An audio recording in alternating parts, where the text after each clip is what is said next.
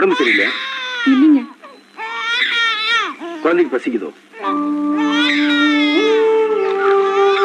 இதை பிடிங்க, குழந்தைக்கு பால் வாங்கி கொடுங்க. போங்க.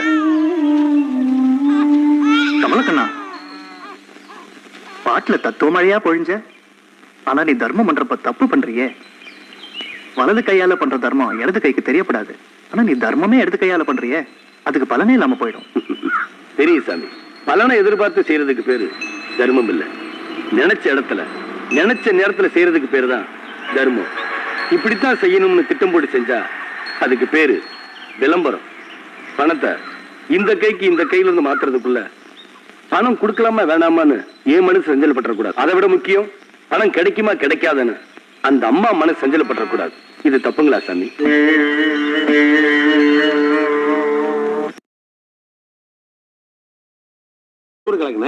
எல்லாத்தையும் இவனே தின்னு போட்டு புளிச்சேப்ப விடுறான். சொன்னதே நாருங்களா?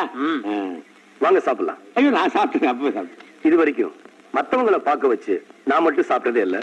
இந்தாங்க கோவிந்தா, வாழைப்பழத்தை கொண்டு போய் 2 யானைக்கு கொடு. சரி, 2 யானைக்குமா? ஏங்க, ஒரு யானை தான் வந்தா சொன்னாங்க. நீங்க நான் சொன்னது உங்க யானைக்கு சேர்த்து.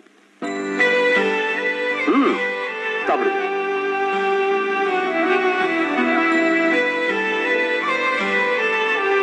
நாங்க படத்துக்கு அப்புறம் தான் படுக்கிறீங்க. நாங்க எந்திரிக்கிறதுக்கு முன்னாடி எந்திரிச்சிருங்க. டெய்லி எப்படி முடியுது உங்களால? அட, எந்திரிச்சு பூ வேற பறிச்சு வந்துட்டீங்களா? அதான் எப்படி வந்துச்சுன்னு எனக்கே தெரியல. எப்படின்னா அதுவா நடந்து வரும்.